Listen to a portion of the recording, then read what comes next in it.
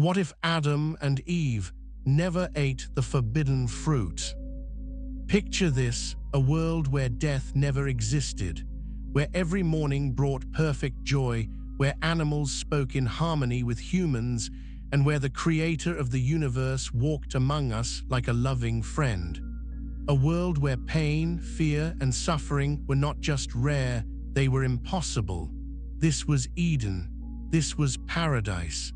This was humanity's original destiny. But what if I told you that we were just one decision away from living in that world forever? Welcome to our channel, where we explore forbidden questions and hidden truths of history, religion, and the unknown. If you love journeys that challenge what you thought you knew, make sure to join us, because today's story may change the way you see everything.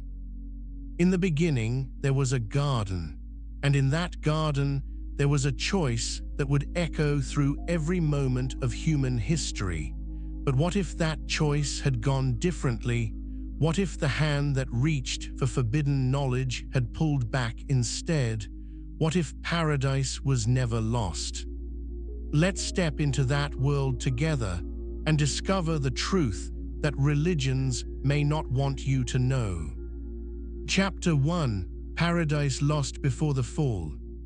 The morning light filtered through leaves that had never known autumn. Rivers flowed with water so pure it seemed to sing, carrying flecks of gold that sparkled like captured starlight. This was Eden, the garden of God, where every breath was a prayer and every moment was perfection. Adam walked along paths that felt like silk beneath his feet. His mind was sharp beyond anything we can imagine today. He could name every creature, understand every plant, and speak with animals as easily as you might chat with a friend. There was no confusion in his thoughts, no doubt in his heart. He was exactly who he was meant to be. Eve moved beside him with grace that would make angels weep. Her laughter echoed through the trees, causing flowers to bloom brighter and birds to sing sweeter. She was not just beautiful, she was beauty itself, the final masterpiece of creation, the perfect complement to Adam's strength. But there was something else in this garden, something that made even paradise seem fragile. In the center of Eden stood two trees unlike any others. The tree of life, whose fruit could grant eternal life, grew beside the tree of the knowledge of good and evil. God had given them everything in the garden, every pleasure, every joy, every experience they could imagine, everything except the fruit of that one tree. You must not eat from the tree of the knowledge of good and evil, God had told them. His voice was kind but firm. For when you eat from it, you will surely die. It seemed like such a small rule. In a garden filled with thousands of delicious fruits, what was one forbidden tree? But that single commandment carried the weight of eternity. It was the one thing that stood between paradise and something else, something darker. The serpent watched from the shadows, more beautiful than any creature alive, more cunning than any being created. He studied Adam and Eve with eyes that burned with jealousy. He had once been the most glorious angel in heaven. Now he was something else entirely. As the days passed in perfect bliss, the serpent's whispers began to fill the air. Not loud enough for Adam and Eve to notice at first, but persistent like a gentle wind that never stops blowing. The whispers spoke of possibilities, of knowledge they didn't have, of experiences they were missing.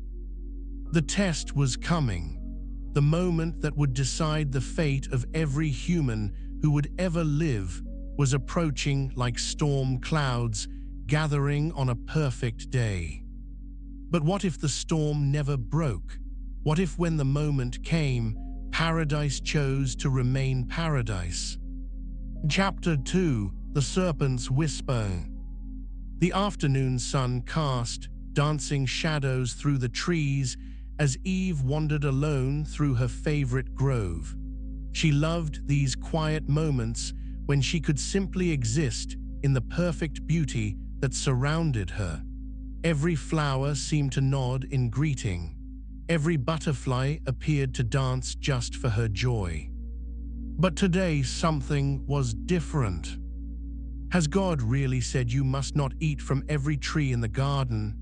The voice was smooth as honey, musical as silver bells. Eve turned to see the serpent, more beautiful than anything she had ever seen except Adam himself. His scales shimmered like precious gems, and his eyes held a light that seemed almost divine. Eve smiled, unafraid.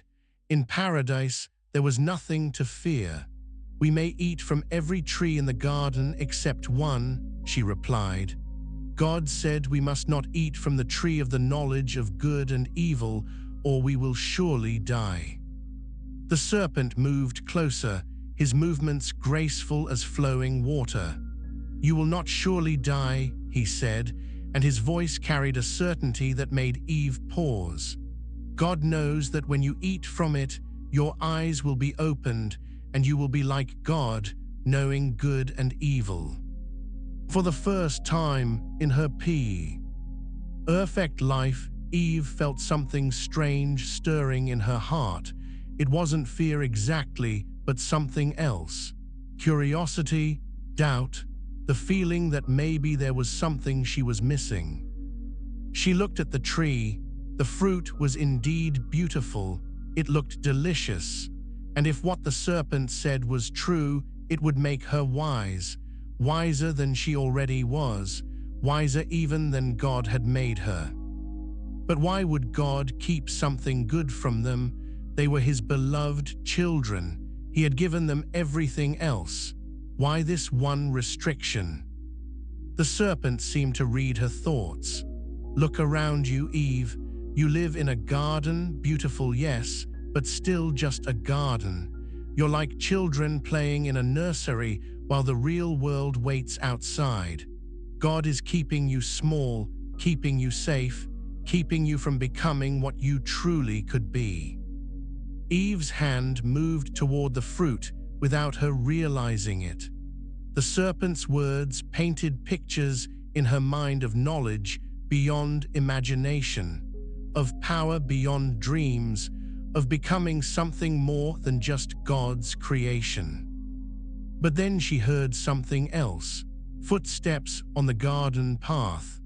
Adam was coming, and with him, that overwhelming sense of perfect love and peace that surrounded their relationship. "Think about it, Eve," the serpent whispered, and then he was gone, vanishing into the foliage like a beautiful shadow. Adam appeared around the bend, his face lighting up with joy at seeing her. "My beloved," he said, taking her hands in his. "What were you thinking about so deeply? You looked troubled." Eve looked into Adam's eyes, those windows to a soul that loved her completely, and felt the serpent's words lose some of their power. "I was just wondering," she said slowly, "about that tree, about why God doesn't want us to eat from it." Adam's expression grew serious. "God has given us everything, my love, everything we could ever need or want. If he asks us to leave one tree alone, surely he has good reasons." "But what if," Eve said, the serpent's questions still echoing in her mind, "what if we're missing something wonderful? What if there's more to existence than even this paradise?" Adam looked at the forbidden tree, then back at Eve. The weight of eternity balanced on his next words. The fate of every human who would ever live hung in the air between them like morning mist. What he said next would change everything, or would it? Chapter 3: The Moment That Never Happened. Eve stood before the tree of the knowledge of good and evil, her hand inches from the fruit that would change everything. The serpent's words echoed in her mind, painting visions of wisdom beyond imagination, of becoming like God himself. The fruit was beautiful, more than beautiful. It seemed to glow with inner light, promising answers to questions she hadn't even thought to ask. Her fingers trembled as they moved closer. But then something else stirred in her heart. A memory of God walking with them in the cool of the evening, his voice full of love and joy.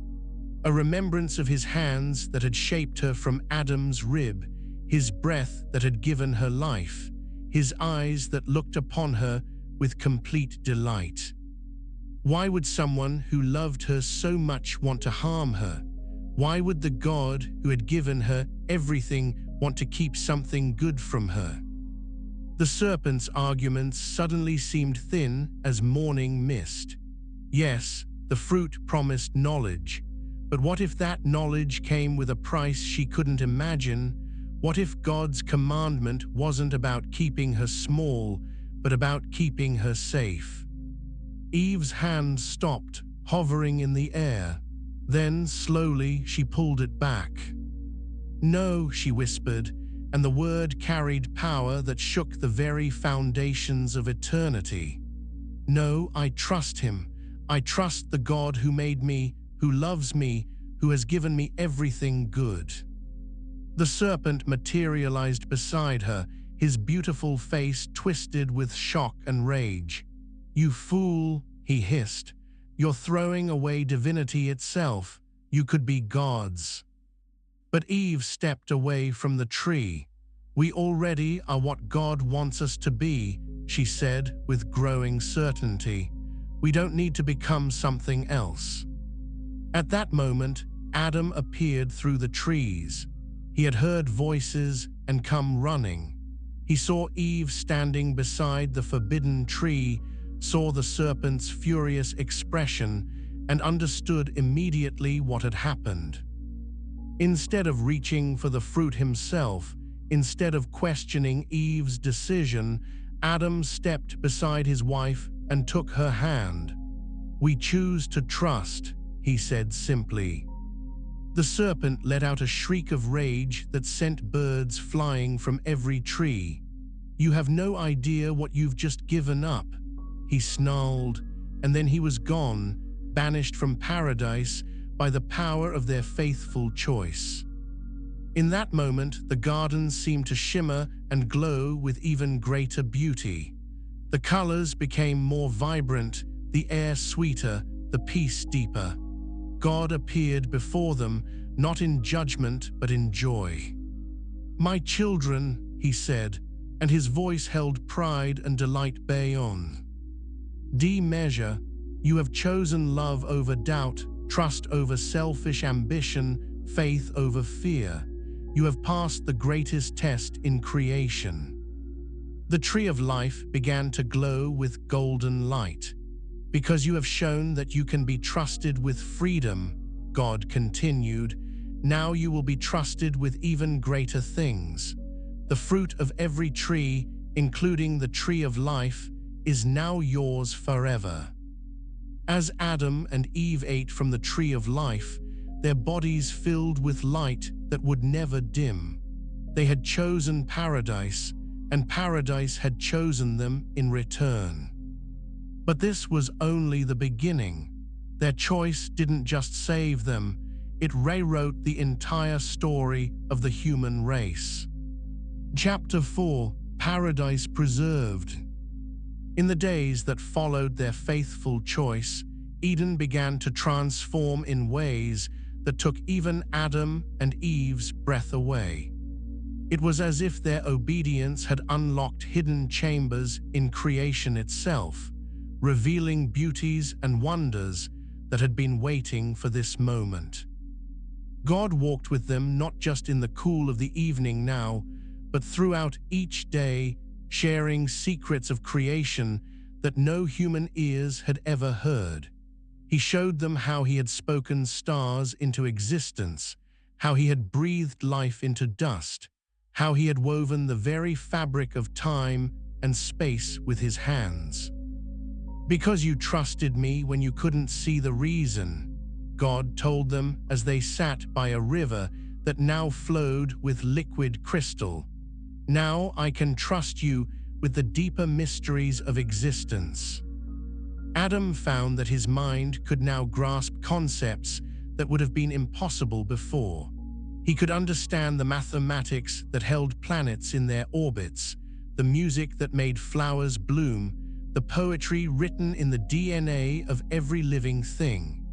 Knowledge flowed into him not as stolen fruit, but as a gift from the God who delighted in teaching his beloved children.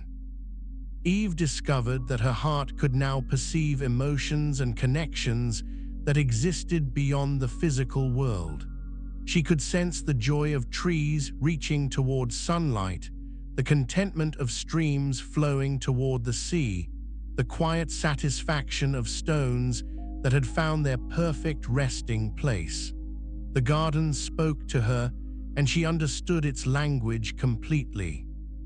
But the greatest change was in their relationship with each other and with God. The perfect love they had known before now deepened into something that had no earthly comparison. They were not just husband and wife, not just the first humans, but partners in a cosmic adventure that was just beginning.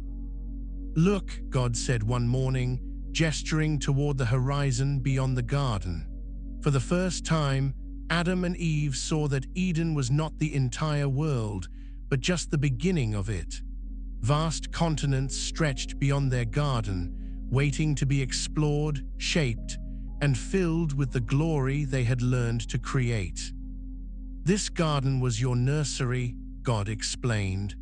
"Now that you have graduated, the entire universe is your classroom.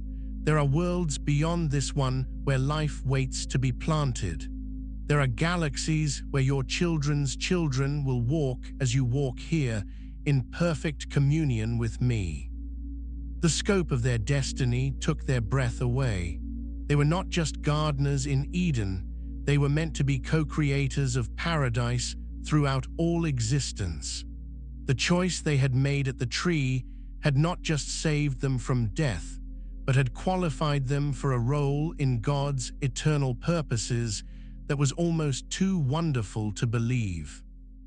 As the sun set that evening, painting the sky in colors that had never existed before their faithful choice, Adam and Eve knelt together in worship. They finally understood what they would have lost if they had taken the forbidden fruit. Not just their lives, not just their relationship with God, but their incredible destiny as co-heirs of creation itself. The serpent's promise had been a lie wrapped in truth.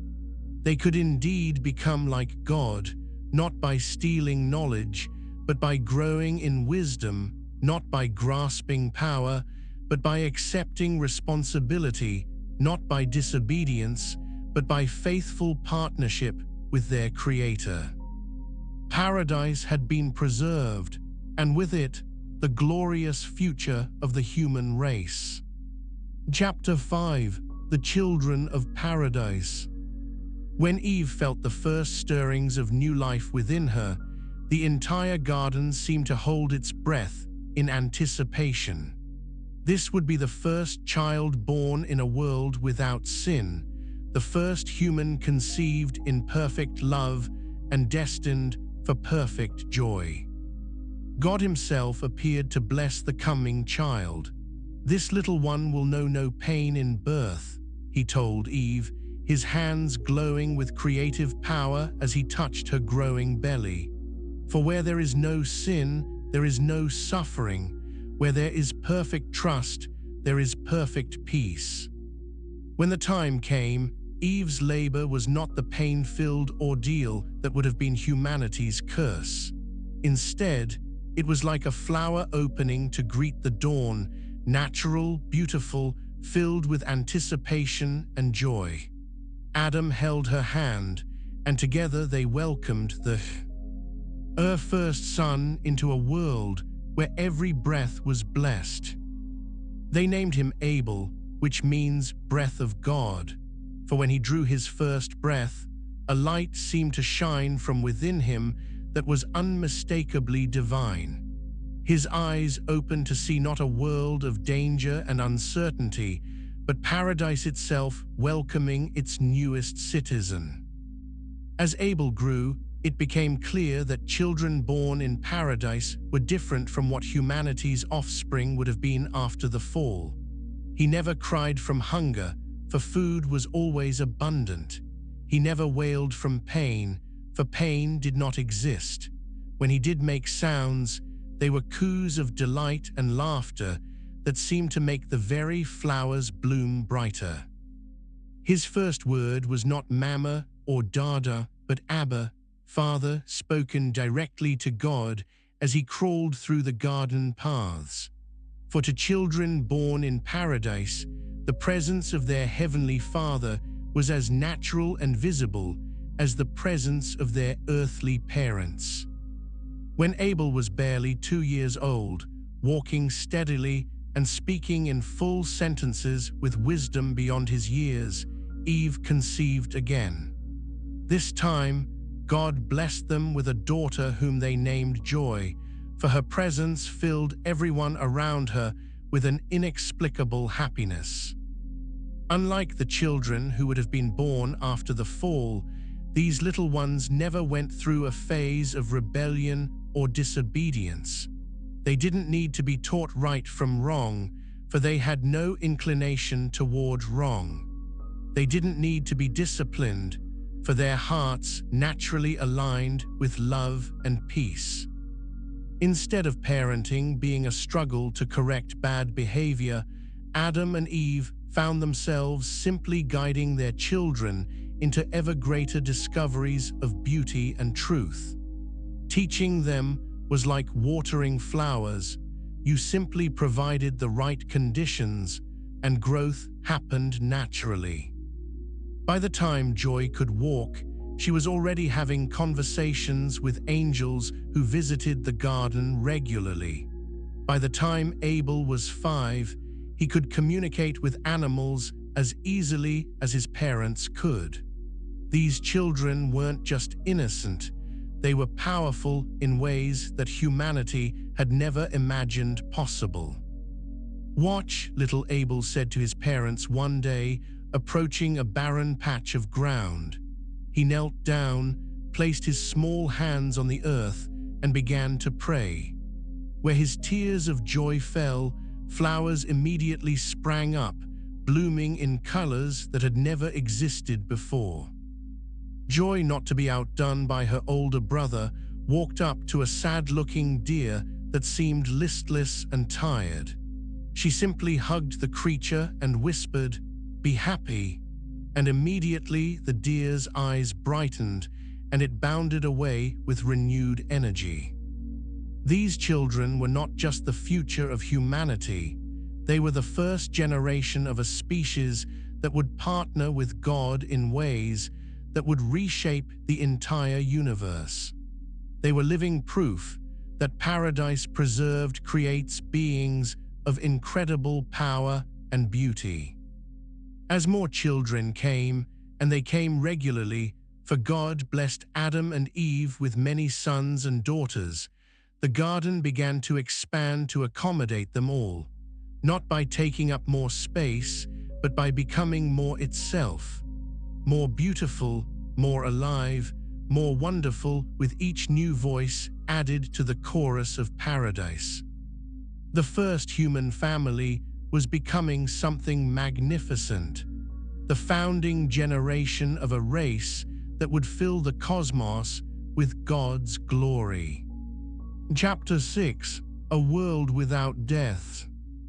As the children of paradise grew and began to explore beyond the original garden, they discovered something that would have been unthinkable in our world: an entire planet where death simply did not exist. Lions played with lambs not because their nature had been changed, but because their nature had never been corrupted. They were still powerful, still majestic, but their power was used to protect and serve rather than to hunt and kill. Eagles soared not in search of prey, but for the pure joy of flight, their sharp eyes seeing beauty rather than looking for weakness. Abel, now growing into a young man with the wisdom of ages in his eyes, made a discovery that amazed even his parents. "Father," he called to Adam one day, "come see this." Adam hurried over to where his son stood beside a great oak tree that appeared to be ancient beyond measure. Its trunk was so massive that 20 people holding hands couldn't reach around it, and its branches seemed to touch the very sky. "Look at the rings," Abel said, pointing to a small section where the bark had naturally peeled away. Adam looked and gasped. The growth rings were so numerous they were impossible to count, yet the tree showed no signs of age, no hint of decay, no suggestion that it would ever die. "In a world without death," God's voice came gently from behind them, "everything grows forever. This tree has been growing since the day I planted it, and it will continue growing until the end of time.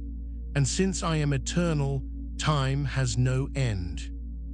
Joy, now a beautiful young woman, whose very presence made everyone around her feel peaceful and loved, had made her own discoveries.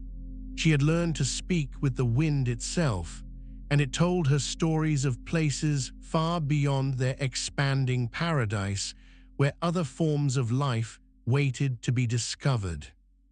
"The wind has seen islands where crystal beings live," she told her family excitedly, "and mountains where light itself has taken form and learned to dance, and oceans where the waves sing songs that could heal any sadness if sadness existed."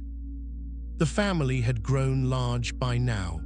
Adam and Eve had been blessed with dozens of children, and those children were beginning to have children of their own. But in a world without death, this presented no problems. Instead of overcrowding, they discovered that paradise had an infinite capacity to expand and provide for every new life. Food was never scarce, because plants in paradise didn't just produce fruit once per season. They produced fruit continuously, each piece more delicious than the last. The trees seemed to know exactly what kind of nourishment each person needed and would grow exactly the right fruit at exactly the right time. Animals didn't compete for territory because there was always enough space for everyone. When new creatures wanted to join a particular area, the land itself would gently expand to accommodate them, like a loving parent making room at the dinner table for unexpected guests. Disease was not just rare, it was impossible. Bodies that had been created perfect and then sustained by the tree of life simply couldn't malfunction. Injuries healed almost instantly, not through miraculous intervention, but because healing was the natural state of paradise. But perhaps most amazing of all was what happened to the mind and spirit in a world without death. Without the fear of losing what they loved, people could love more deeply. Without the pressure of limited time, they could learn more thoroughly. Without the threat of danger, they could explore more freely. The children who had been born in paradise were developing capabilities that seemed almost godlike.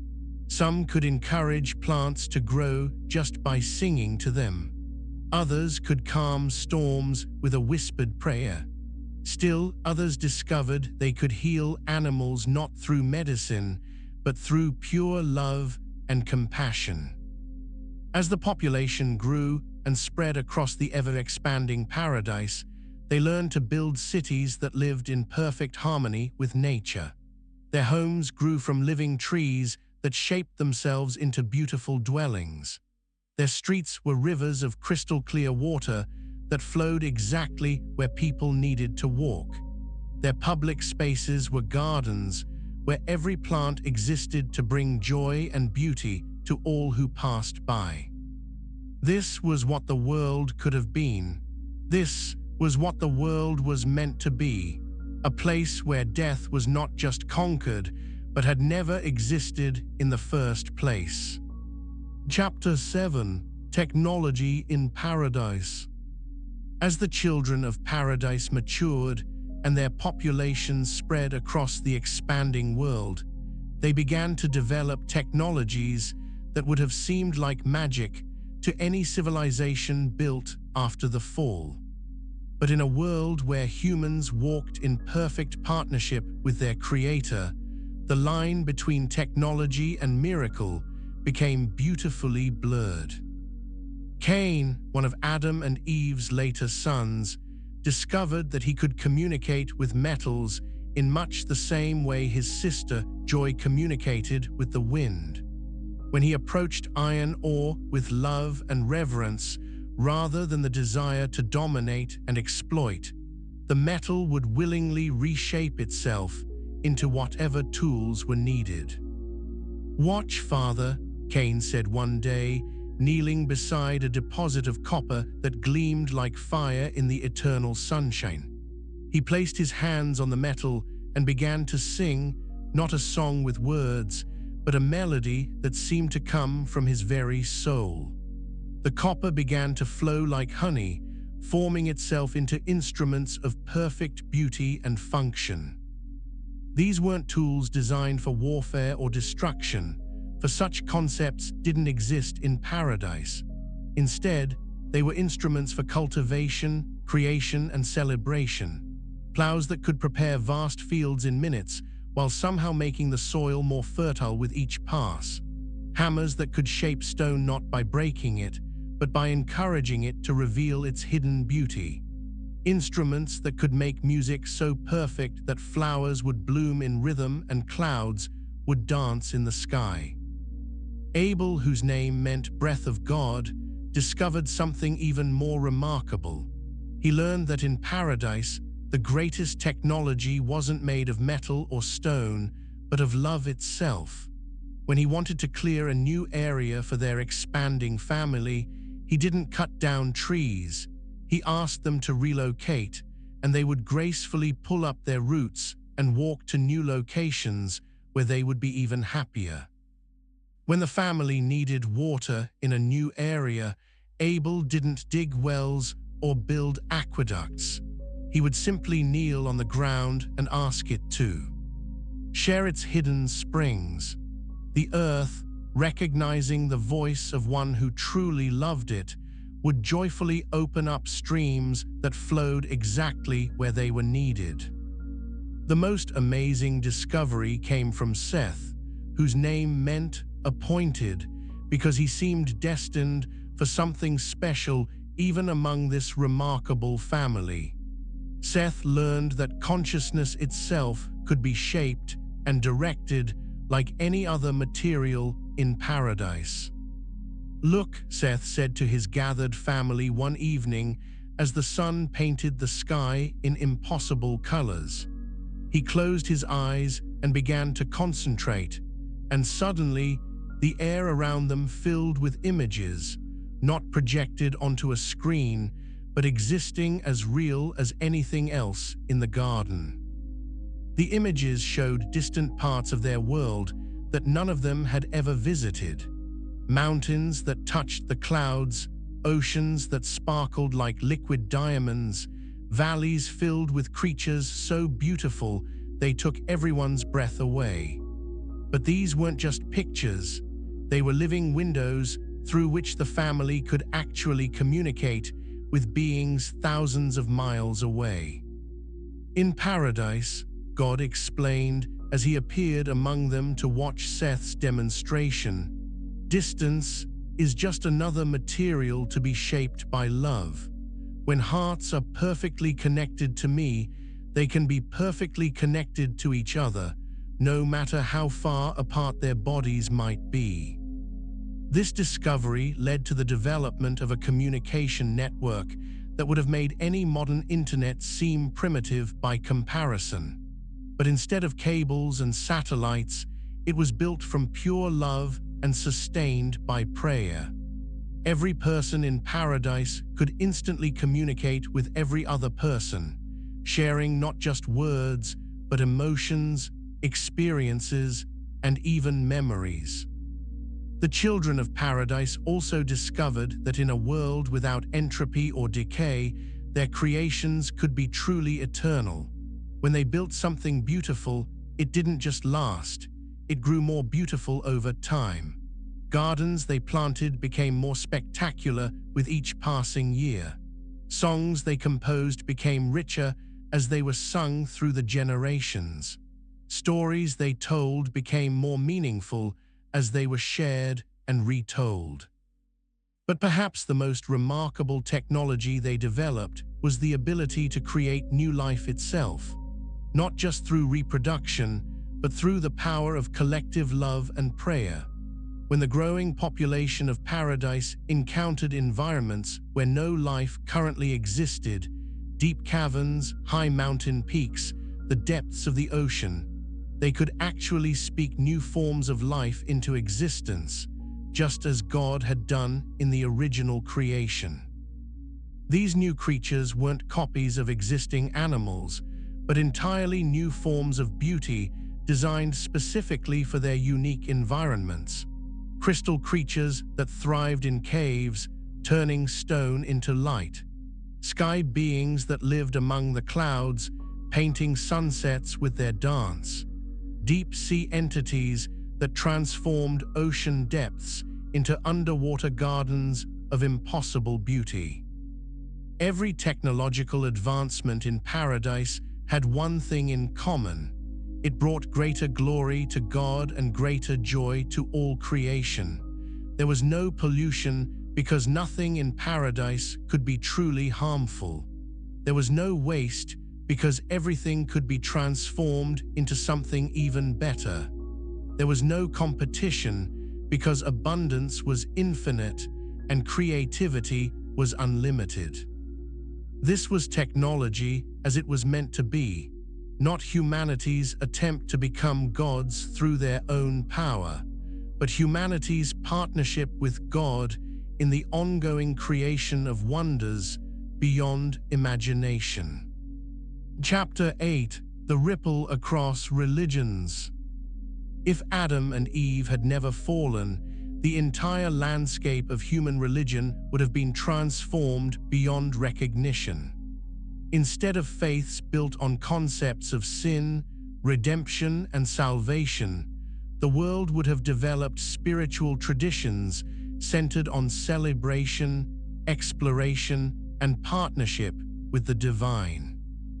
In the Paradise timeline, Judaism would never have needed a concept of atonement because there would be no sin to atone for. Instead of the law of Moses, with its complex system of sacrifices and prohibitions, the Hebrew people would have developed a tradition of joyful collaboration with God. The Torah would have been a celebration of divine creativity rather than a guide for moral behavior, because moral perfection would have been humanity's natural state. The Sabbath would have taken on an entirely different meaning. Instead of rest from labor, it would have been a time for enhanced creativity, a weekly festival where humans and God would collaborate on new projects of beauty and wonder. Synagogues would have been workshops of divine art rather than places of repentance and prayer for forgiveness. Christianity, the religion built entirely around the concept of Jesus as savior from sin, would have been fundamentally different. If there had been no sin to save humanity from, would Jesus have come to earth at all? Some theologians have argued that he would have come anyway, not as a redeemer, but as the ultimate example of what humanity was always meant to become. In this paradise timeline, Christianity might have been a celebration of the incarnation as God's way of showing humans how to fully realize their divine potential. Jesus wouldn't have needed to die for sin. Instead, he might have lived among humanity as an eternal teacher, showing them how to expand their consciousness and their creative abilities to match their sinless state. The cross, symbol of sacrifice and suffering, would never have existed. Instead, the Christian symbol might have been the tree of life, representing eternal growth, endless possibility, and the ongoing partnership between humanity and divinity. Islam, built on submission to Allah as the response to human weakness and error, would have evolved into something entirely different.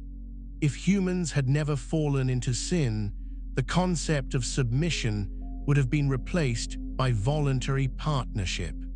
The 5 pillars of Islam might have been 5 celebrations of divine collaboration rather than acts of worship from a position of spiritual poverty. The Hajj pilgrimage might have been a journey not to seek forgiveness, but to celebrate the expansion of paradise across the entire world. Ramadan might have been a time of enhanced creativity rather than fasting and self-denial. Prayer would have been conversation between equals rather than petitions from the needy to the Almighty. But perhaps most dramatically, the entire concept of different religions would have been unnecessary. In a world where God walked openly among humanity and his presence was as obvious as sunlight, there would have been no need for different interpretations of divine truth. Every culture would have developed their own celebrations and expressions of their relationship with God, but there would have been no contradictory doctrines because the truth would have been evident to all. Hinduism's cycle of death and rebirth would have been meaningless in a world where death never existed. Instead of karma as the working out of past life sins, there might have been dharma as the joyful fulfillment of each person's unique role in the cosmic dance of creation. Buddhism's focus on escaping suffering would have been replaced by teachings on embracing infinite joy. Instead of the noble truths about suffering and its cessation, there might have been noble celebrations about creativity and its expansion. Ancient Greek and Roman religions, with their temperamental gods who fought among themselves and interfered in human affairs, would have been replaced by traditions celebrating the harmony between heaven and earth. Instead of myths about gods who needed to be appeased, there would have been stories about gods who delighted in partnering with humans on projects of mutual creativity. The mystical traditions that developed in our timeline, Sufism, Kabbalah, Christian mysticism, would have been the mainstream rather than the exception. Every person would have had direct, personal experience of divine presence, so the entire population would have been mystics by our standards. Religious art, literature, and music would have been focused not on themes of sin and redemption, but on celebration and exploration. Instead of cathedrals built to inspire awe and penitence, there would have been temples designed as workshops where humans and angels could collaborate on projects of incredible beauty. This is perhaps one of the most profound ways that humanity's original choice changed everything. Not just our relationship with God, but our entire understanding of what that relationship could be. Chapter 9: Rewriting Sacred History. In the Paradise timeline, every major event recorded in religious history would have unfolded in radically different ways.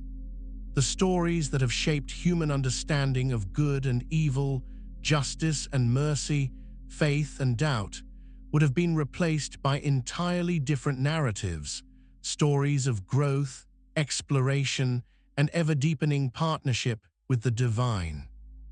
The story of Cain and Abel would have been perhaps the most dramatically different. In our timeline, jealousy led to murder, creating the first crime in human history. But in paradise, where sin never entered human hearts, the two brothers would have become humanity's first great collaborative team. Cain's gift to God of fruit from the ground and Abel's offering of the firstborn from his flocks would both have been received with equal delight. Instead of jealousy dividing the brothers, their different talents would have complemented each other perfectly. Cain's mastery of agriculture and Abel's skill with animals would have made them partners in expanding paradise across the entire world. There would have been no murder, no curse upon the ground, no mark of shame. Instead, Cain and Abel would have been remembered as the first great team of paradise engineers, the brothers who figured out how to help God's garden grow beyond its original boundaries.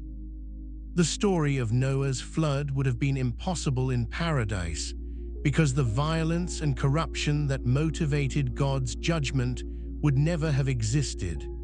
Instead of a story about divine wrath and human sinfulness, there might have been a story about Noah's great voyage, not to escape destruction, but to explore the vast oceans and establish paradise on distant continents.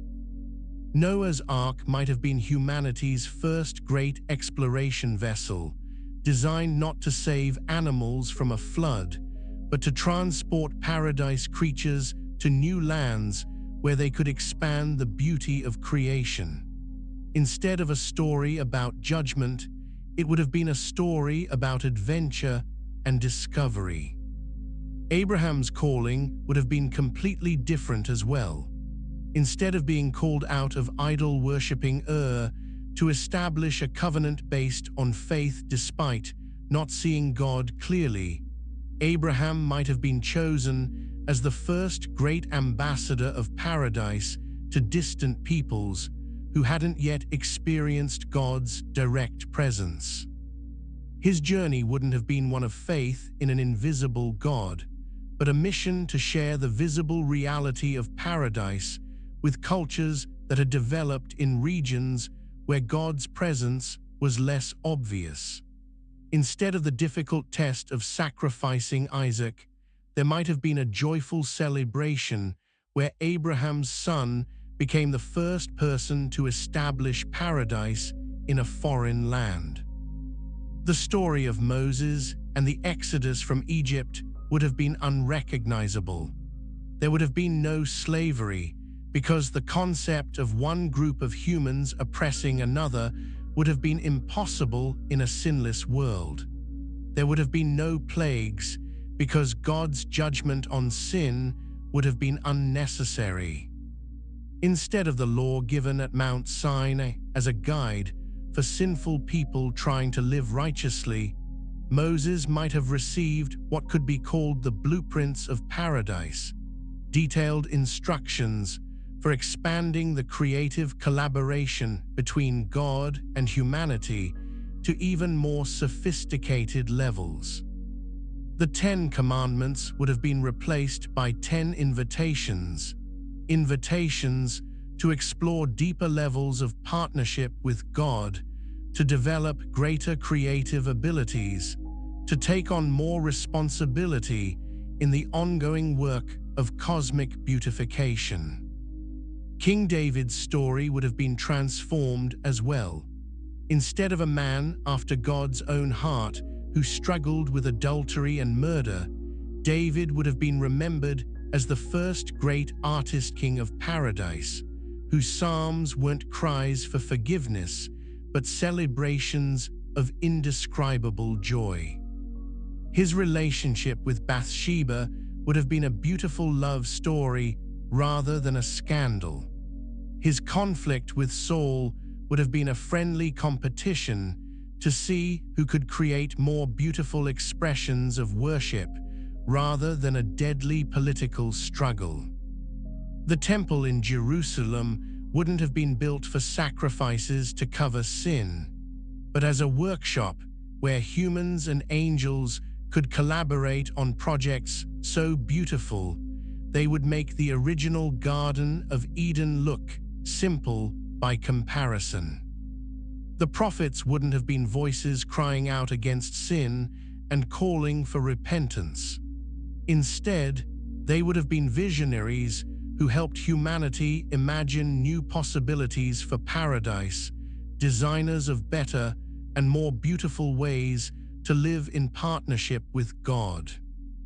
Isaiah's vision of the wolf lying down with the lamb wouldn't have been a promise of future restoration, but a description of current reality in paradise expanded across the world. Ezekiel's vision of a new Jerusalem wouldn't have been hope for restoration after exile, but plans for the next phase of paradise development, complete with architectural details for cities that would make current Jerusalem look like a small village. Every story of judgment would have been replaced by stories of invitation. Every tale of redemption would have been replaced by stories of expansion. Every account of God's mercy toward sinners would have been replaced by stories of God's delight in his creative partners. This is how differently the entire story of human history would have read if that first choice in the garden had gone the other way. Chapter 10: The Messiah Question. Perhaps no question in the Paradise timeline would have been more profound and puzzling than this. If humanity had never sinned, if there was no separation between God and his creation, if death never entered the world, would Jesus Christ still have come to earth? The greatest theologians throughout history have wrestled with this question, and their answers reveal the deepest mysteries of God's nature and purpose. In our timeline, Jesus came specifically to redeem humanity from sin, to bridge the gap between a holy God and fallen creation, to defeat death through his own death and resurrection. But in paradise, none of these problems would have existed. Some scholars have argued that the incarnation was always part of God's plan, regardless of whether humanity fell or not. They point to passages in Scripture that suggest Christ was foreordained before the foundation of the world, not just as a response to sin, but as the ultimate expression of God's desire to be intimately connected with his creation. In the Paradise timeline, Jesus might have come not as Savior, but as what theologians call the crown of creation, the ultimate example of what humanity was always meant to become. If humans in paradise had been growing in wisdom, power, and creative ability over thousands of years, eventually they might have reached a point where the next step in their development required a perfect model to follow. Imagine Jesus arriving in paradise not as a suffering servant, but as the master artist, the one who could show humanity how to take their partnership with God to levels they had never imagined. Instead of teaching through parables about lost sheep and prodigal sons, he might have taught through demonstrations of creative power that would have left even paradise dwellers speechless with wonder. His miracles wouldn't have been acts of compassion for the sick and dying, because sickness and death wouldn't have existed. Instead, they might have been artistic masterpieces, turning water into wine not to rescue a wedding celebration from embarrassment, but to demonstrate new levels of creative transformation. Walking on water not to rescue disciples from a storm, but to show them that even the laws of physics were canvas for divine artistry. The Sermon on the Mount might have been replaced by the workshop on the mountain, where Jesus taught the advanced citizens of paradise how to collaborate with God in reshaping reality itself. Instead of "Blessed are the poor in spirit," he might have said, "Blessed are the creative in spirit, for they shall inherit the cosmos." But other theologians argue that the Incarnation was specifically God's response to human rebellion, and without the fall, it would have been unnecessary. They suggest that in paradise, God's presence would have been so immediate and obvious that no special revelation would have been needed. In this view, the paradise timeline might have included regular visits from God himself, walking in the garden not just in the cool of the evening, but throughout each day. The Trinity might have been experienced as a community of divine beings who took turns teaching humanity new aspects of creativity and love. Perhaps most intriguingly, some have suggested that in paradise, the roles might have been reversed. Instead of God becoming human to save humanity, humanity might have eventually been invited to join divinity as junior partners in the administration of the universe.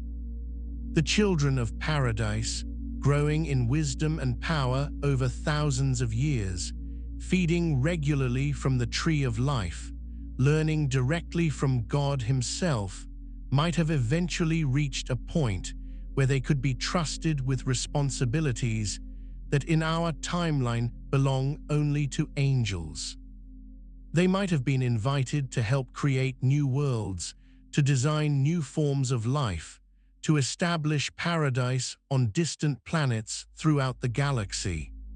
The ultimate destiny of humanity in paradise might have been not redemption from sin, but promotion to cosmic responsibilities beyond anything we can imagine.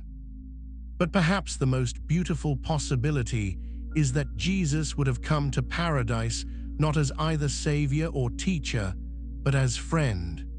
The eternal Son of God, taking on human flesh not to die for sins that didn't exist, but simply to experience the joy of being human in a perfect world. Imagine Jesus in paradise, not weeping over Jerusalem or carrying a cross, but laughing with children, creating art with humanity's greatest artists, exploring the farthest reaches of creation with adventurers whose bodies could never wear out or grow old. This question reveals something profound about the nature of God's love. Did he love us enough to save us from our sin? Yes. But would he have loved us enough to join us even if we had never sinned? The paradise timeline suggests that the answer to that question might be an even more resounding yes. Chapter 11: The Lost Gospels Perspective. Hidden in ancient libraries and buried in forgotten caves, there exist texts that most religious authorities would prefer you never read. These are the so-called Lost Gospels, documents that paint a very different picture of humanity's original destiny than the one we've been taught. The Gospel of Thomas, discovered in Egypt in 1945, contains sayings attributed to Jesus that seem to support the paradise timeline. When you make the two into one, it quotes Jesus as saying, "And when you make the inner like the outer and the outer like the inner, then you will enter the kingdom." This sounds less like instructions for sinners seeking redemption and more like advanced techniques for beings who were meant to live in perfect harmony between their inner spiritual nature and their outer physical reality. In paradise, such unit, why would have been humanity's natural state? The Gospel of Philip goes even further, suggesting that the separation between humanity and divinity was never supposed to be permanent. Those who say they will die first and then rise are in error, it states. If they do not first receive the resurrection while they live, when they die they will receive nothing. Could this be a reference to the original plan? In paradise, humans would have experienced continuous spiritual growth and expansion while living in physical bodies that never aged or died. Death and resurrection would have been unnecessary because there would have been no death to overcome. But perhaps the most intriguing text is the secret book of John, which presents a radically different version of the Garden of Eden story.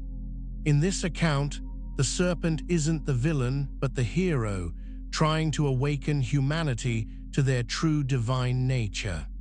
The real villain is a lesser god who wants to keep humans trapped in ignorance.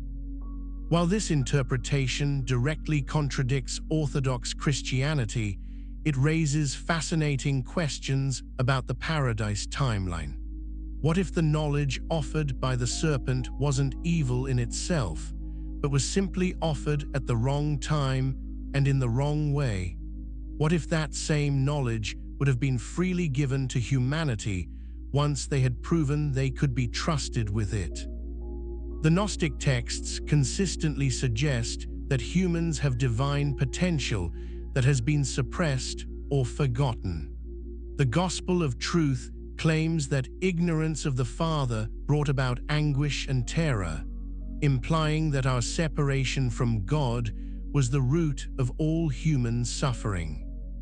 In the paradise timeline, there would have been no such ignorance. God's daily presence would have made his nature and purposes clear to everyone. The anguish and terror that characterizes so much of human history would have been replaced by confidence and joy rooted in certain knowledge of divine love.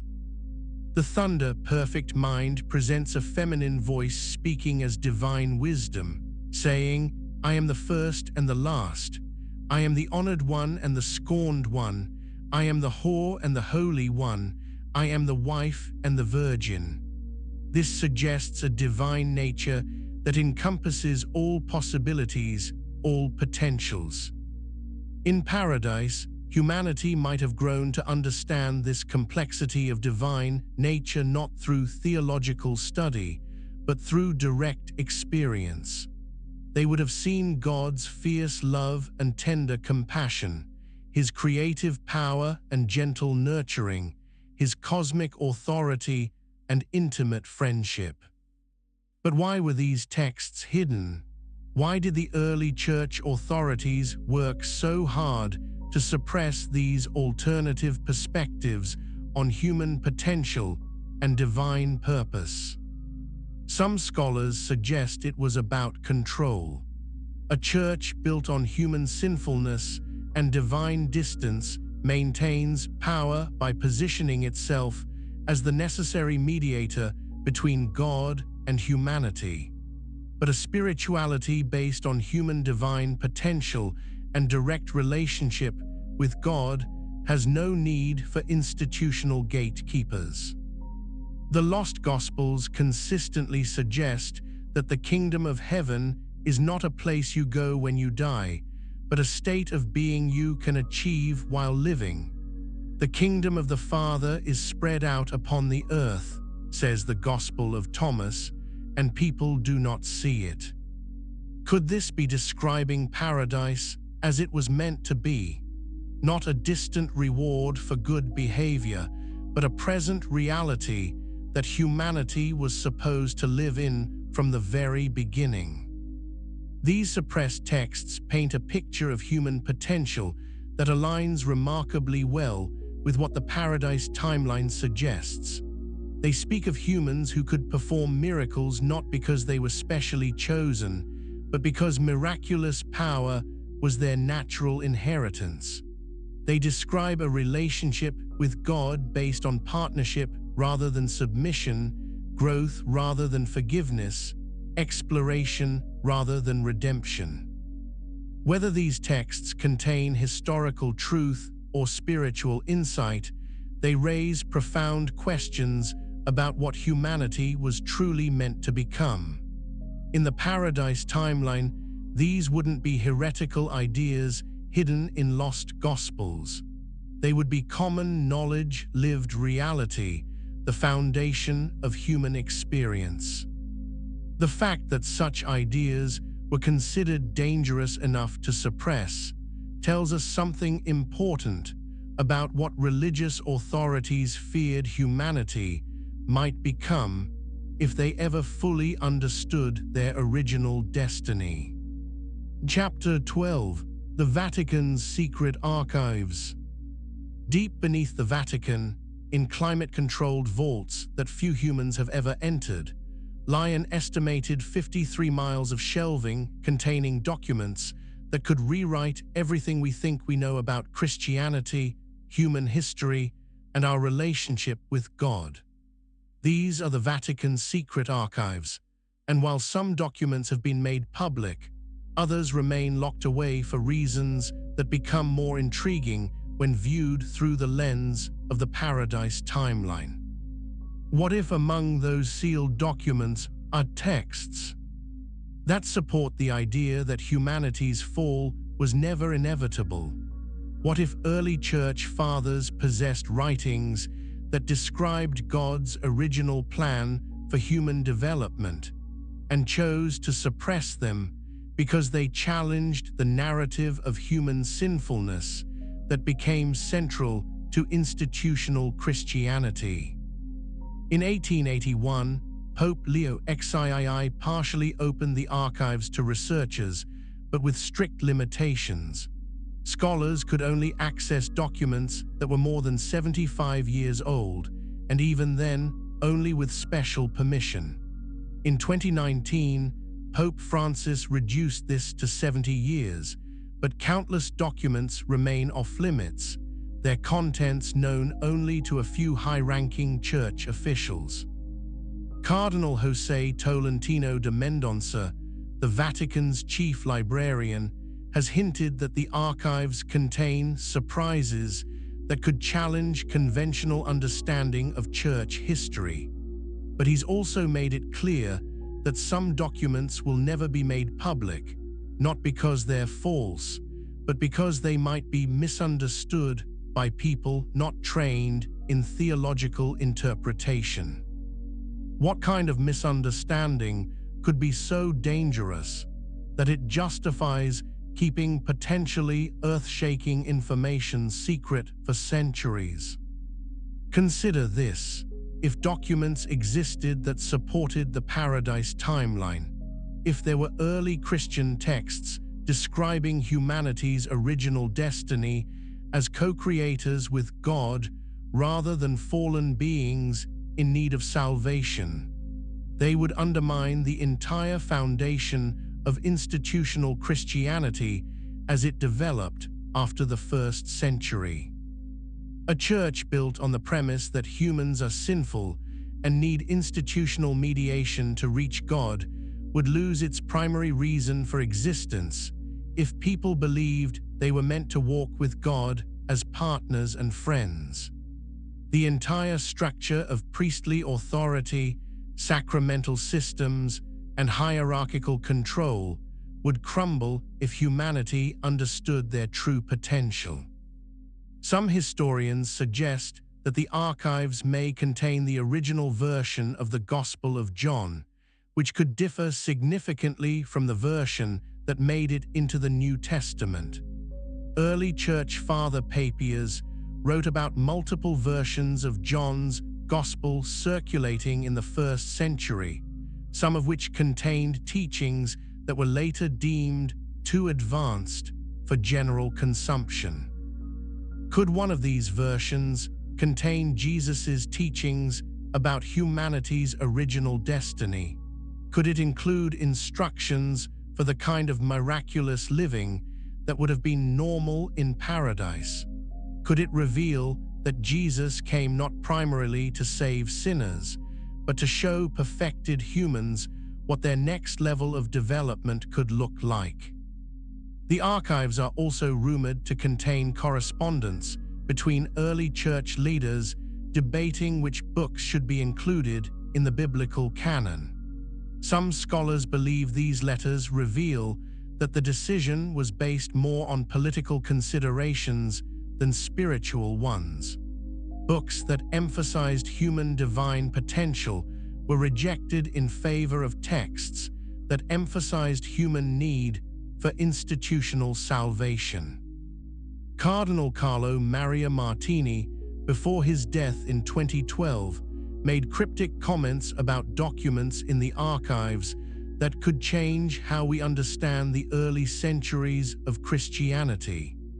He suggested that some suppressed texts painted a picture of Jesus's mission that was more cosmic in scope than the traditional salvation narrative. What did he mean by cosmic in scope?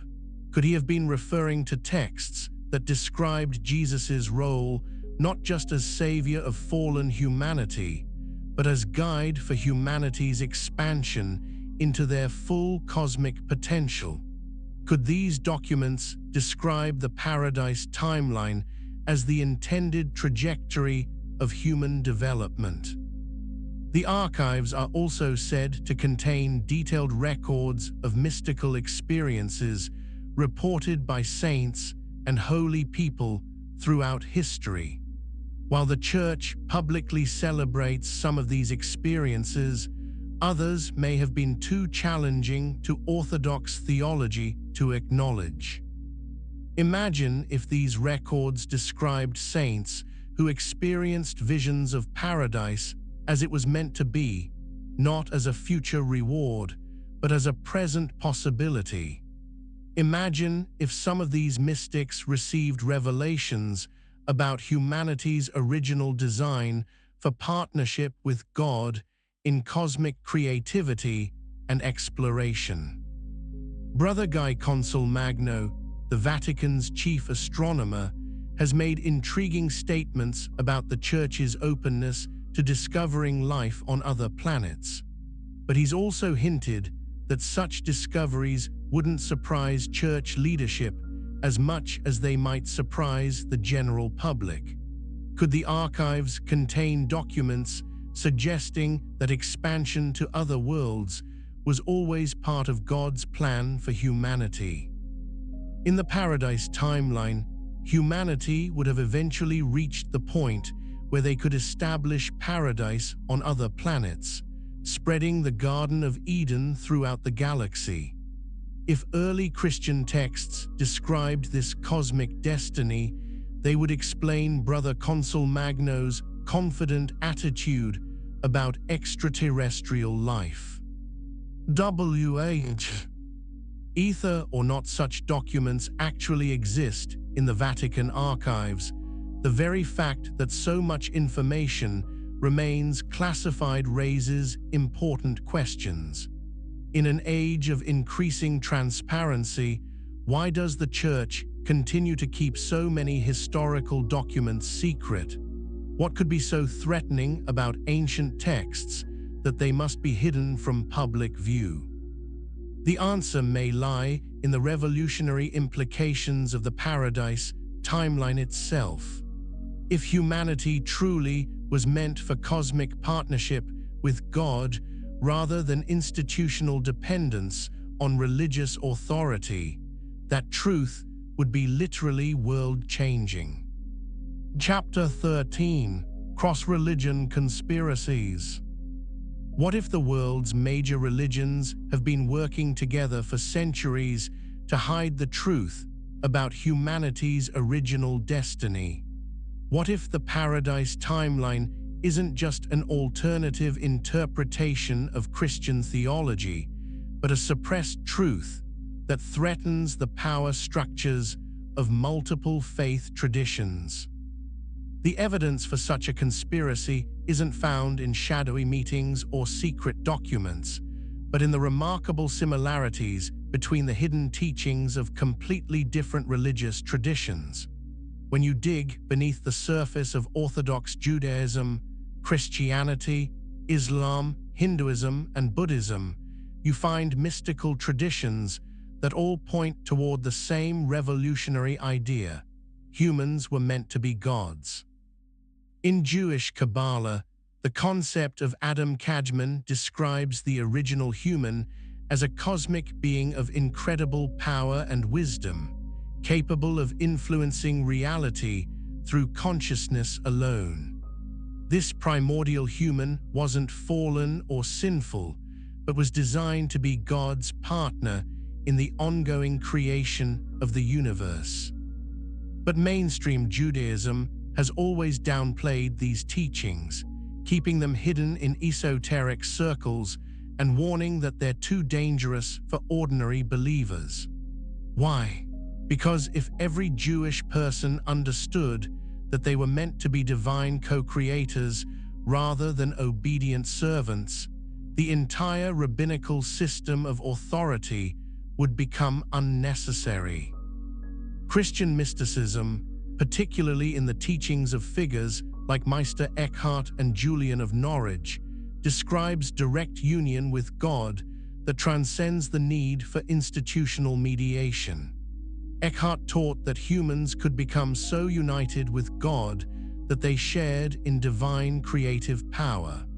Julian wrote about experiencing God not as a distant father figure, but as an intimate friend and creative partner. But these teachings were always considered suspect by church authorities. Eckhart was actually tried for heresy, and many of his most radical teachings about human divine potential were condemned. The church preferred to promote saints who emphasized human unworthiness rather than human potential. Islamic Sufism contains similar hidden teachings. The great Sufi master Ibn Arabi taught that the perfect human was meant to be a mirror of divine attributes, capable of manifesting God's creative power in the physical world. Rumi wrote about the soul's journey not toward submission to a distant Allah, but toward recognition of its own divine nature. But Orthodox Islam has always been suspicious of Sufi teachings, sometimes persecuting Sufi masters as heretics. The official emphasis remains on human servitude to Allah rather than human partnership with divine power. Perhaps most intriguingly, Hinduism and Buddhism both contain teachings about humans achieving divine status through spiritual development. Hindu concepts like moksha and the Buddhist idea of Buddha nature both suggest that ordinary humans can achieve states of consciousness that are essentially divine. But even in these traditions, such teachings are often presented as extremely difficult achievements requiring lifetimes of practice, rather than as humanity's natural birthright that was lost through a cosmic accident. The pattern is unmistakable. Every major religion contains hidden teachings that align with the paradise timeline, but these teachings are consistently suppressed, marginalized, or presented as nearly impossible to achieve. Why would religious authorities across completely different cultures and time periods all choose to hide the same basic truth about human potential?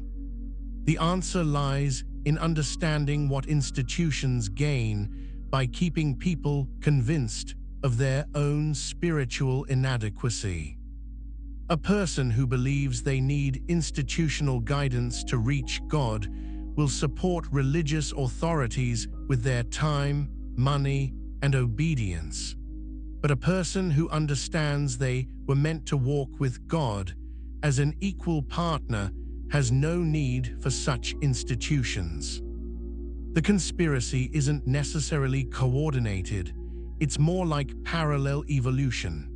Religious institutions that emphasized human weakness and institutional necessity survived and thrived, while those that emphasized human strength and direct divine relationship either died out or were absorbed into more controlling structures. This explains why mystery schools and esoteric traditions have always existed.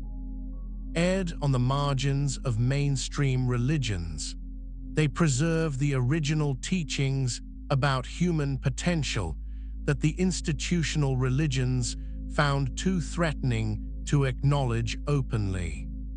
The Gnostic Christians, the Jewish Kabbalists, the Islamic Sufis, the Hindu Tantric traditions, the Buddhist Dzogchen masters, all of these groups developed in isolation from each other, yet they all arrived at remarkably similar conclusions about human divine potential.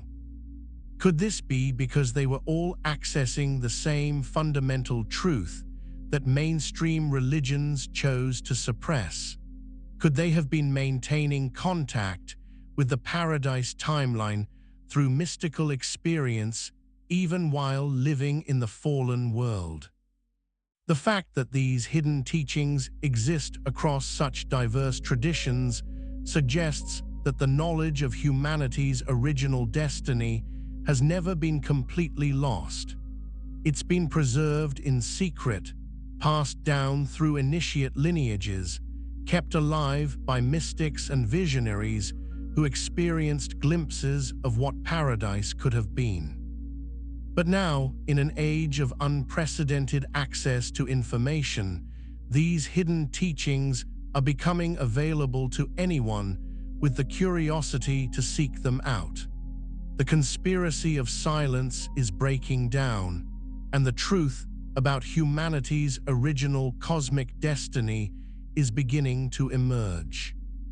The question is, are we ready to reclaim our birthright as partners with God in the creation of paradise, or will we continue to accept the limitations that institutional religion has placed on our understanding of human potential? Chapter 14: Science Meets Scripture. Modern quantum physics has discovered something that would have shocked scientists just a century ago. Reality appears to be fundamentally altered by conscious observation. The famous double-slit experiment demonstrates that particles behave differently when they're being watched, suggesting that consciousness itself plays a role in determining the nature of physical reality. This discovery has profound implications for the paradise timeline.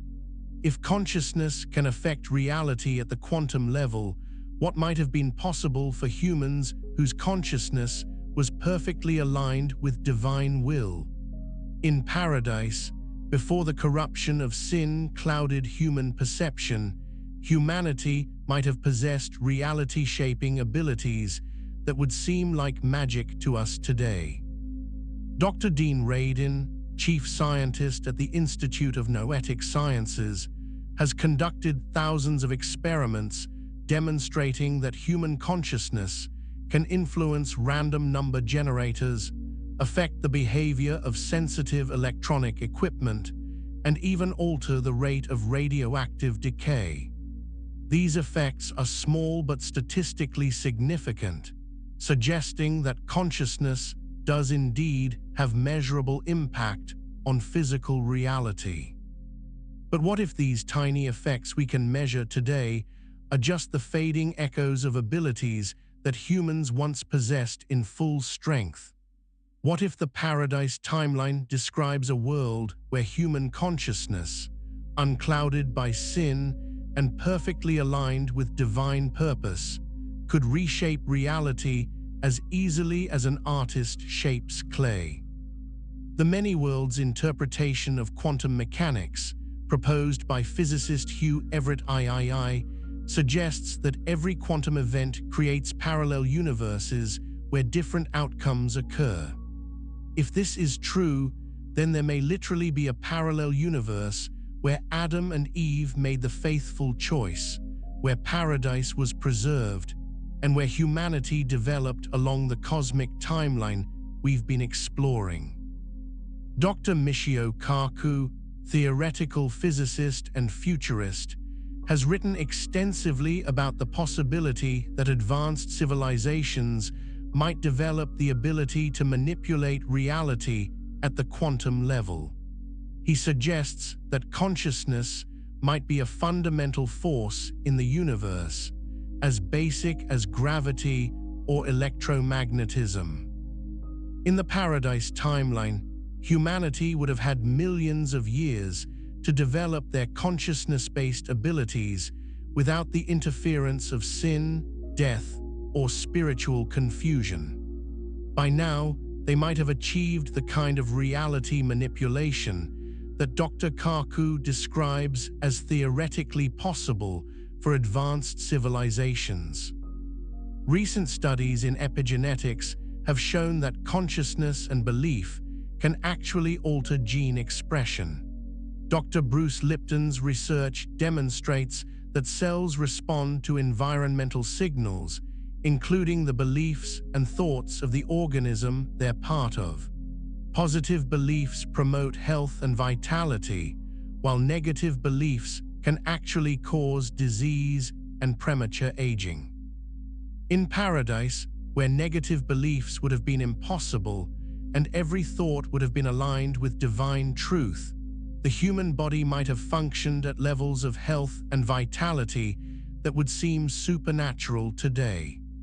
This could explain the extreme longevity reported in early biblical genealogies, not as supernatural intervention, but as the natural result of consciousness operating at its intended level. The field of psychoneuroimmunology has proven that mental and emotional states directly affect immune system function.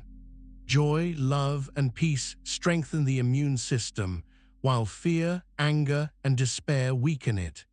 In Paradise, where negative emotions would never have existed, the human immune system might have functioned so perfectly that disease would have been impossible. Dr. Joe Dispenza's research on meditation and consciousness has shown that people can actually rewire their brains and alter their genetic expression through focused intention and elevated emotional states. His subjects have experienced spontaneous healing of serious diseases, dramatic personality changes, and enhanced psychic abilities. If ordinary humans in our compromised world can achieve such results through meditation and positive thinking, what might have been possible for Paradise humans whose consciousness was naturally aligned with divine frequency from birth? The Global Consciousness Project, led by Dr. Roger Nelson at Princeton University, has been monitoring random number generators around the world for over 20 years. Their data shows that global human consciousness appears to become more coherent during significant world events, and this coherence actually affects the behavior of sensitive electronic equipment. This suggests that collective human consciousness has measurable effects on physical reality. In the Paradise timeline, where all human consciousness would have been aligned in perfect harmony with divine will, the collective effect might have been powerful enough to reshape reality on a global scale.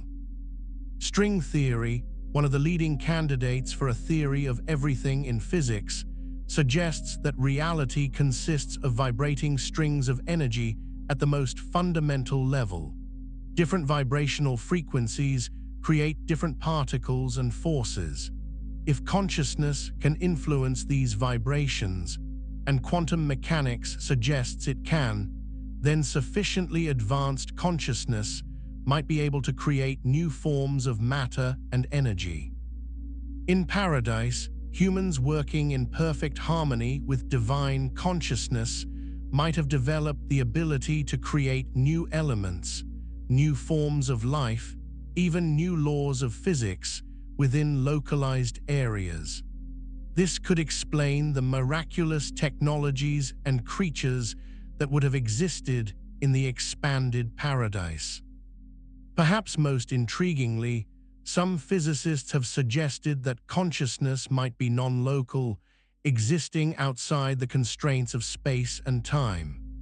If this is true, then advanced human consciousness in paradise might have been able to influence events across vast distances instantaneously, communicate telepathically, and even access information from what we would call the future. Science is beginning to validate what mystics have claimed for centuries. Consciousness is far more powerful than we have imagined, reality is far more flexible than we assumed, and human potential might be virtually unlimited. The paradise timeline isn't just spiritually inspiring, it may be scientifically plausible. Chapter 15: The Forbidden Knowledge. What exactly was the knowledge of good and evil that the serpent offered Eve in the garden? Traditional interpretations suggest it was moral knowledge, the ability to distinguish between right and wrong. But what if this understanding is too simplistic? What if the forbidden knowledge was something far more specific and far more dangerous than simple moral awareness? Dr. Michael Heiser, biblical scholar and ancient language expert, has proposed a radically different interpretation based on his analysis of the original Hebrew text. The phrase, knowledge of good and evil, he argues, doesn't refer to moral categories, but to the knowledge of how to create both beneficial and harmful realities through consciousness. In ancient Hebrew thought, good often referred to things that promote life, growth, and harmony, while evil referred to things that bring death, destruction, and chaos. The forbidden knowledge, then, might have been the ability to create both life-giving and death-dealing realities through the power of consciousness and will. This interpretation aligns perfectly with what quantum physics is discovering about the role of consciousness in shaping reality. If the paradise timeline is accurate, humans were designed to be co-creators with God, gradually learning to reshape reality through their consciousness. But this power was meant to be developed gradually, under divine guidance, with proper safeguards in place. The serpent's temptation wasn't just about disobedience, it was about acquiring creative power prematurely without the wisdom to use it safely. It was like offering nuclear technology to a civilization that hadn't yet learned to control fire. Consider what would have happened if Adam and Eve had gained the knowledge of good and evil in their current state of development. They would have suddenly possessed the ability to create realities that included death, suffering, and chaos, but without the spiritual maturity to understand why such power should be used carefully. The result would have been exactly what we see in our timeline, a world where human consciousness creates both beautiful and terrible realities, where the same species that composes symphonies also wages wars, where the same minds that discover life-saving medicines also design weapons of mass destruction.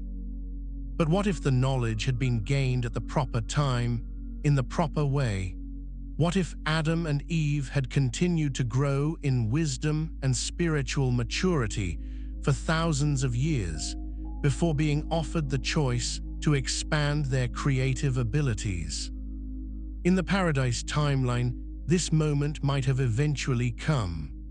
After millennia of faithful partnership with God, after proving their wisdom and love through countless smaller tests, Adam and Eve and their descendants might have been invited to take the next step in their development. Now you are ready, God might have said, to learn how to create realities that include challenge, struggle, and growth. Not because these things are good in themselves, but because consciousness that has never faced difficulty cannot reach its full potential. You have learned to create paradise. Now learn to create worlds where paradise must be chosen, fought for, and won. The forbidden knowledge, then, might have been intended as an advanced curriculum in cosmic creativity.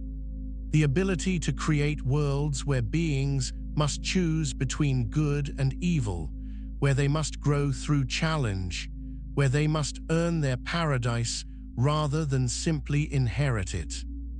This would explain why God didn't remove the tree of the knowledge of good and evil from the garden. It wasn't a trap, it was a future lesson waiting for the right time to be learned. The serpent's crime wasn't in offering the knowledge, but in offering it too soon without the proper preparation and safeguards. In our timeline, humans gained this knowledge prematurely and have been struggling with its consequences ever since. We create both beauty and horror, often within the same lifetime, sometimes within the same day. We have the power to reshape reality through technology and collective action, but we lack the wisdom to use this power consistently for good. But some ancient texts suggest that the knowledge of good and evil was never meant to be permanent. The Gnostic Gospel of Philip states that those who say they will die first and then rise are in error. If they do not first receive the resurrection while they live, when they die they will receive nothing. Could this be referring to a future moment when humanity will transcend the knowledge of good and evil, moving beyond the need to choose between creative and destructive uses of power? Could we eventually reach a level of spiritual development where we naturally and automatically choose life, growth, and harmony in every situation? The Paradise timeline suggests that this transcendence was always the ultimate goal. Humans were meant to start in innocent perfection, eventually gain the knowledge of good and evil at the proper time, and in the proper way, then transcend that dualistic knowledge to reach a state of creative power guided by perfect love.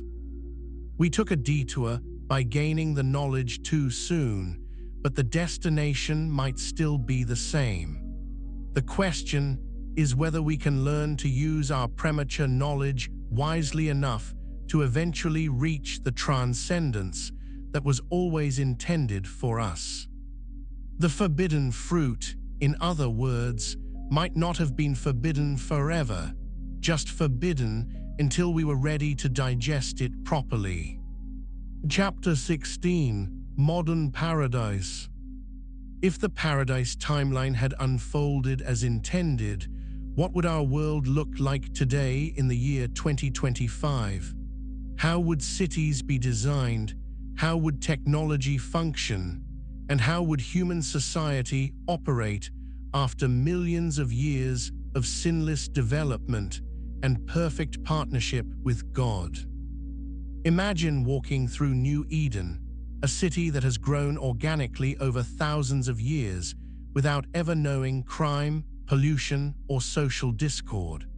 The streets aren't paved with asphalt, but with living crystal that glows gently at night, providing illumination that never needs maintenance or replacement. The buildings aren't constructed from dead materials, but grown from specially designed trees that shape themselves into beautiful, functional dwellings. Every structure would be a work of art, because in paradise, functionality and beauty would never be separated. Homes would respond to their inhabitants' needs, adjusting temperature, lighting, and even interior design based on the moods and preferences of those who live there. But these wouldn't be programmed responses. They would be the result of genuine relationship between human consciousness and the living materials of construction. The city's transportation system would be based on principles that our science is only beginning to discover.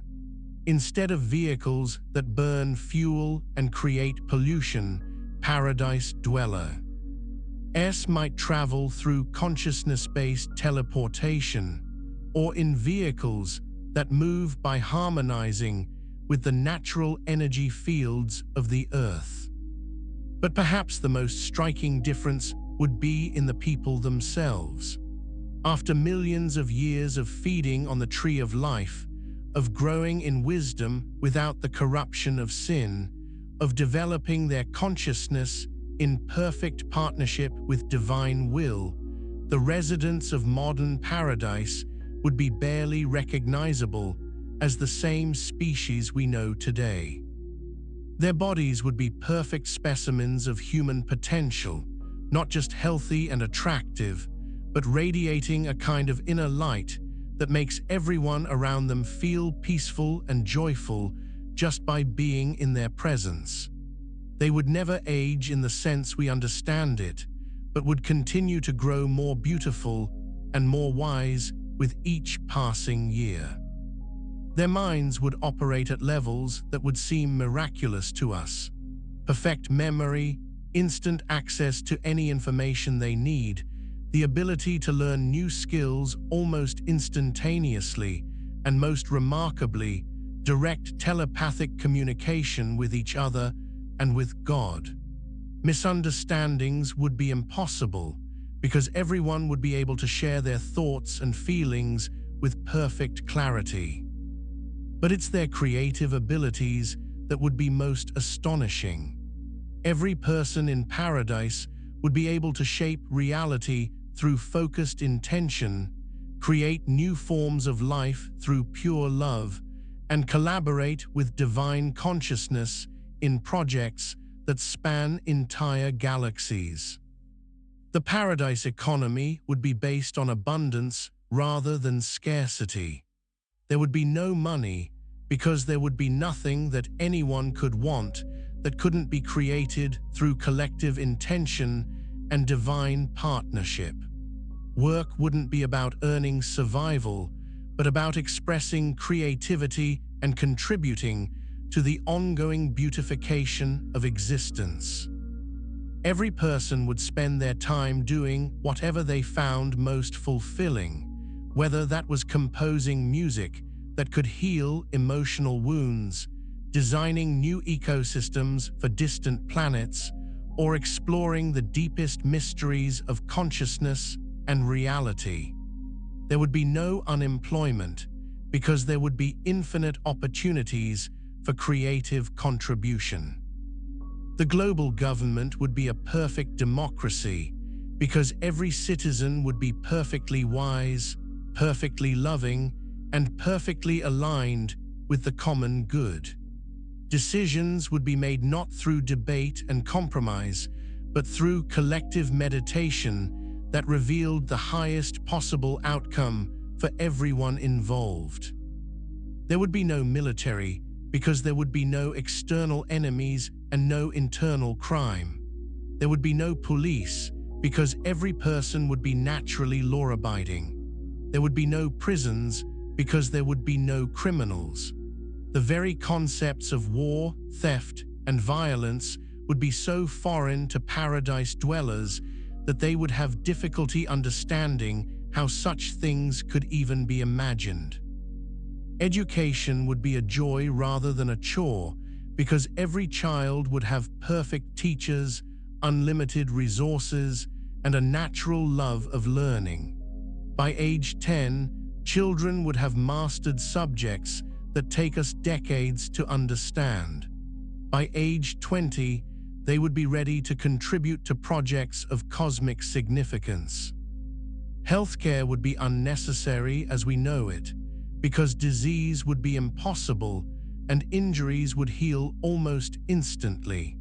But Paradise would have developed healing arts that go far beyond physical restoration, techniques for accelerating spiritual growth, enhancing creative abilities, and deepening the capacity for joy and love.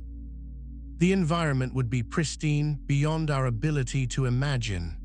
The air would be so pure that breathing it would be a constant pleasure. The water would be so clean it would sparkle like liquid diamonds. Plants and animals would live in perfect harmony, each species contributing to the beauty and balance of the whole ecosystem. But perhaps most remarkably, Paradise Earth would be just the beginning.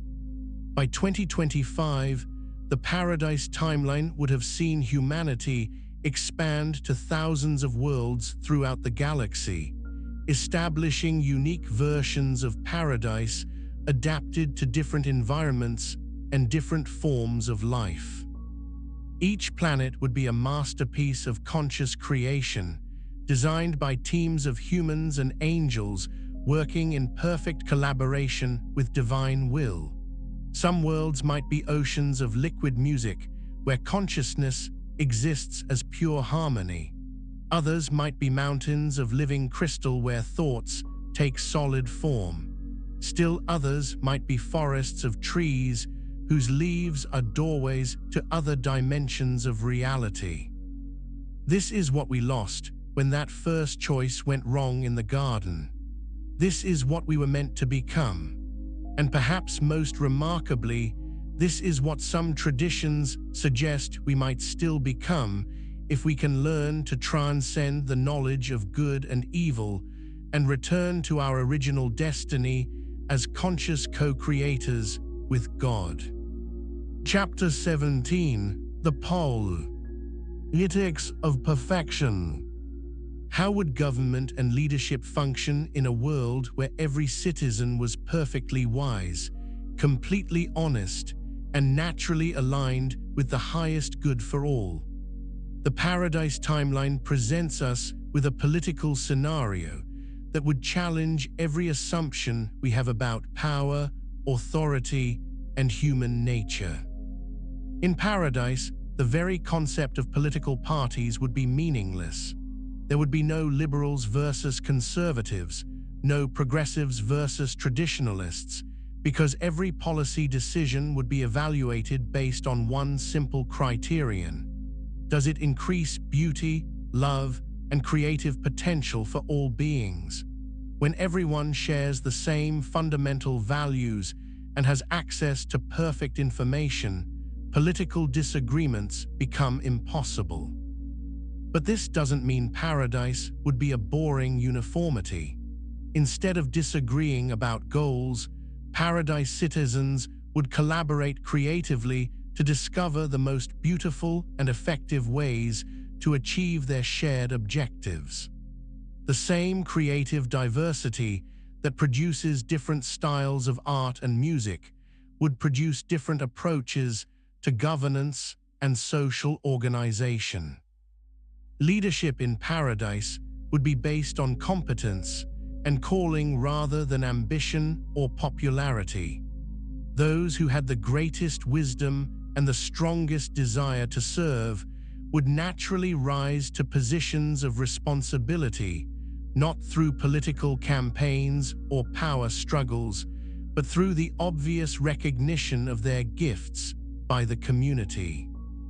But even more remarkably, leadership would be fluid and situational. The person who was best qualified to lead a project for establishing paradise on a new planet might be completely different from the person best qualified to organize a celebration of artistic achievement. Authority would flow to wherever wisdom and competence were greatest for each particular situation. Decision-making would happen through a process that would seem miraculous to us, collective meditation that reveals divine will. When a community needed to make a choice, they would gather together, align their consciousness with God's purposes, and wait for the optimal solution to emerge in their shared awareness. This might sound like it would be slow and cumbersome, but in practice, it would be incredibly efficient. Without the need to debate, argue, convince, or compromise, paradise communities could make complex decisions in minutes that would take our political systems months or years to resolve. There would be no corruption because there would be nothing to corrupt. In a world of infinite abundance, there would be no advantage to stealing, cheating, or manipulating. In a world where everyone's consciousness was transparent to everyone else, dishonesty would be immediately obvious and naturally self-correcting. The concept of national borders would be as foreign to paradise dwellers as the concept of personal property is to the wind.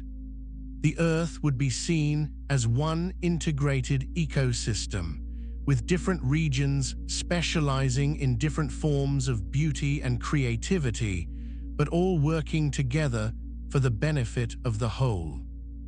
International relations would be replaced by interregional collaboration on projects of cosmic scope.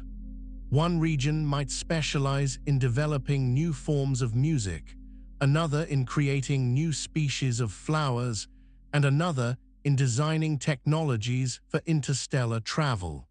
Instead of competing for resources or territory, each region would contribute their unique gifts to the collective project of cosmic beautification.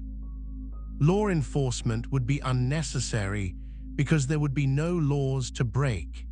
In a world where everyone naturally chose love over selfishness, honesty over deception, and creativity over destruction, legal systems would be replaced by guidance systems, wise elders who could help younger beings understand the most beautiful ways to express their gifts. The justice system would be replaced by a healing system. On the rare occasions when someone made a choice that caused harm, perhaps through inexperience or misunderstanding rather than malice, the community response would be to help that person understand the consequences of their actions and find ways to restore any damage they had caused.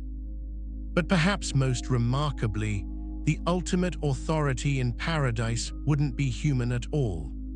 God himself would be the final arbiter of all decisions, not as a distant ruler imposing his will, but as a beloved friend whose wisdom was so obviously superior to any human understanding that everyone would naturally defer to his guidance.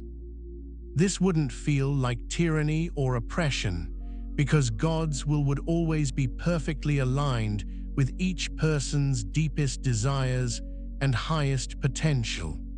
Following divine guidance wouldn't be a sacrifice of personal freedom, but the fullest expression of individual creativity and choice.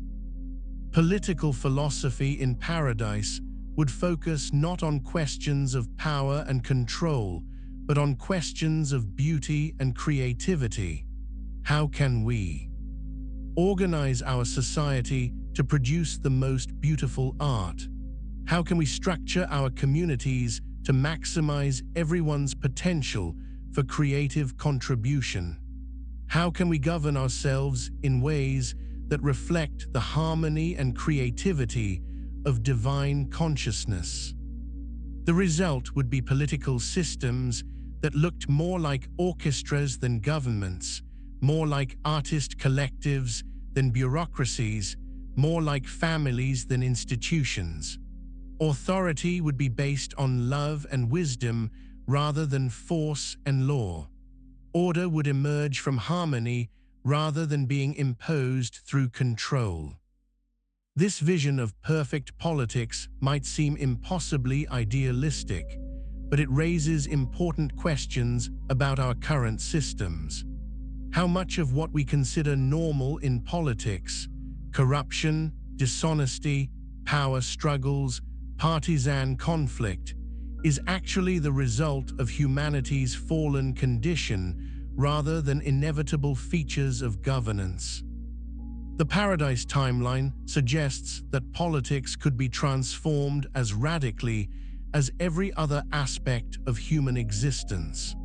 When human nature itself is perfected, political systems don't need to control bad behavior. They can focus entirely on coordinating good behavior for maximum beauty and creativity.